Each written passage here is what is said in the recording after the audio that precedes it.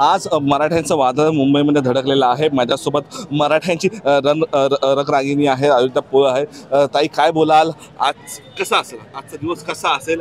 आज आर या पारची लढाई आहे, पूर्ण मुंबई जाम आहे, काय सांगाल?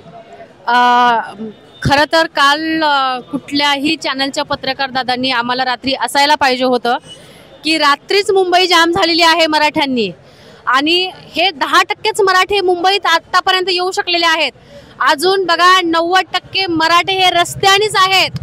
तर मला एक म्हणायचंय, आता तुम्ही मला म्हणालात की मराठा रणरागिणी म्हणून, तर मराठा रणरागिणी म्हणूनच हे सांगते, आम्ही तुम्हाला आतापर्यंत सॉफ्टली सगळं काही आम्ही मागत होतो, तुम्ही मागितला तेवढा वेळ दिला, आणि आता आम्ही तुमच्या दरबारी आलो। तुम्ही याच्या अगोदर आम्हाला तुमच्या कुठून दारातून वाट लावलं होतं, आम्ही तुमच्यावरती विश्वास ठेवला, तुम्ही छत्रपती शिवरायांची शपथ घेतली, ती सुद्धा शपथ तुम्ही मोडलात। तुम्ही गुलालाचा अपमान केलात, गुलाल उधळला होता, तुम्ही त्याचा अपमान केलात, आणि आता आम्ही तुमच्या इथे आलेलो आहोत।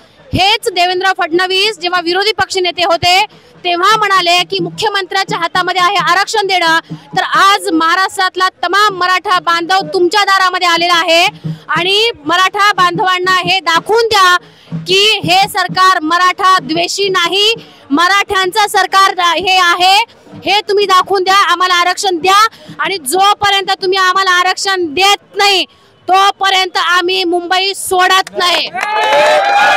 जरगे पाटलांनी सांगितलेलं आहे आरक्षण दिलं नाही तर मुंबई सोडणार, भले आम्हाला पोलिसांनी गोळ्या झाल्या तरी चालतील, जेल टाकलं तरी चालेल, मात्र या संदर्भात मराठ्यांचं म्हणणं काय?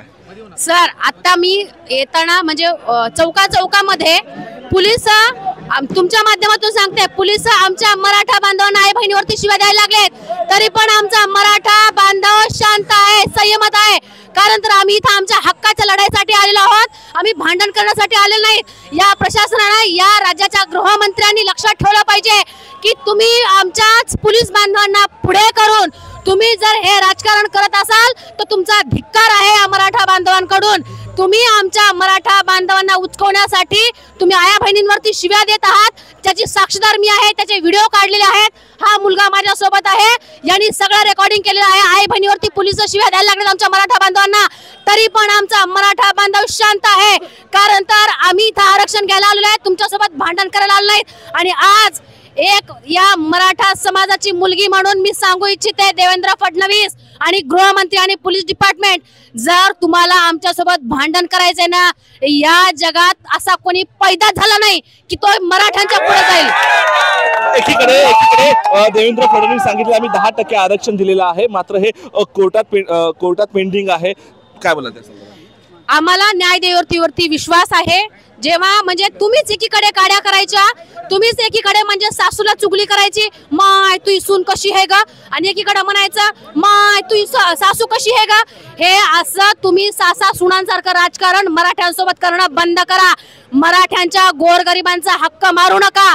आज तुम्ही दाखवून द्या की हे सरकार सुद्धा मराठ्यांचं आहे। इतकंच बोलते मी या विषयावरती। नक्कीच प्रशासनाने अनेक त्रुटी दाखवलेल्या आहेत, आंदोलन करण्यासाठी अतिनियम दिलेले आहे, मात्र हे जे आंदोलन करायसाठी फक्त 5,000 आंदोलक पाहिजे, मात्र इथं शेकडो आलेले आहे, मुंबई जाम झालेली आहे, त्याच्याबद्दल काय सांगाल? हे बघा, मी नियोजन टीम मध्ये आहे, मागच्या 8 दिवसापासून आम्हाला काय नियम घातलेले आहेत, कुत्रे आणू नका, मांजर आणू नका, हे नियम आहेत। तुम्हाला दिसायले का एका तरी कुत्रा मांजर तर सोडा हो, तुम्हाला आमचं शेळी म्हैस काय तर दिसायले का? म्हणजे तुमच्या मुंबईमध्ये, सॉरी मी मराठवाड्याची पोरगी आहे, मी मराठवाड्याच्या, म्हणजे तुम्ही रस्त्यावरती तुमच्या मुंबईतल्या लोकांच्या रस्त्यावरती कुत्रे हागलेले चालतात, पण आमच्या मराठ्यांनी एखादं काय आणलं तर ते चालत नाही, पण तरी आमच्या मराठ्यांनी आणलं नाही का? तर तुम्ही म्हटलं ते नियम घालून दिलात कुत्रे मांजर आणायचे नाही, तरी पण आमच्या मराठ्यांनी आणले नाही। आमच्या मराठ्यांकडे बैल गाई म्हशी सगळे आहेत, विचार करा जर आमच्या मराठ्यांनी आणलं असतं तर काय झालं असतं, पण तरी तुमच्या नियमांचं आम्ही पालन करतोय। आणि जे तुम्ही म्हटलात की ज्या नियमी अटी हे करून दिल्यात, तुम्ही आमच्या सोबत इतकी छळवणूक करत आहात, तरीही आमचा तुमच्यावरती अजूनही विश्वास आहे की तुम्ही आम्हाला जे काही नियम घालून दिलेले आहेत आम्ही त्या नियमांचं पालन करतोय, परंतु तुमच्या पोलीस प्रशासनाकडून जे त्यांनी नियम घालून दिलेले आहेत त्याचं पालन कुठेही होताना दिसत नाही। तुमच्या माध्यमातून मी राज्याच्या गृहमंत्र्याला सांगते, तुमच्या पोलिसांना सांगा आमच्या मराठा बांधवांना माय बहिणीवरती शिव्या द्यायच्या नाहीत। सध्या मुख्यमंत्र्याकडून किंवा राज्य सरकारकडून कुठला अल्टिमेट आलेला आहे? संध्याकाळची परिस्थिती, संध्याकाळी 6 नंतर काय परिस्थिती असेल? या सगळ्या गोष्टींवरती भाष्य करायला आमचे नेते आदरणीय मनोजदादा जरांगे आहेत.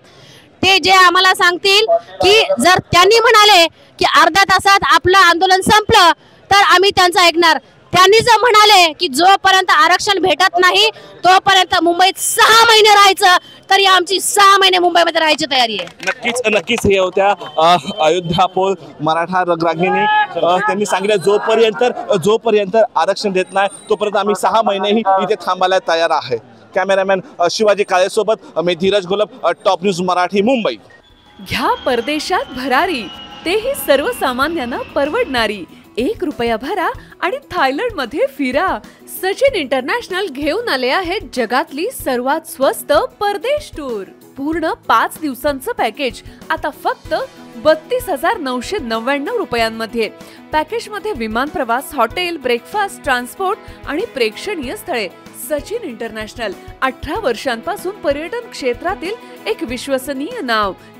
सचिन इंटरनॅशनल सोबत मनसोक्त फिरा. संपर्क 7767989898.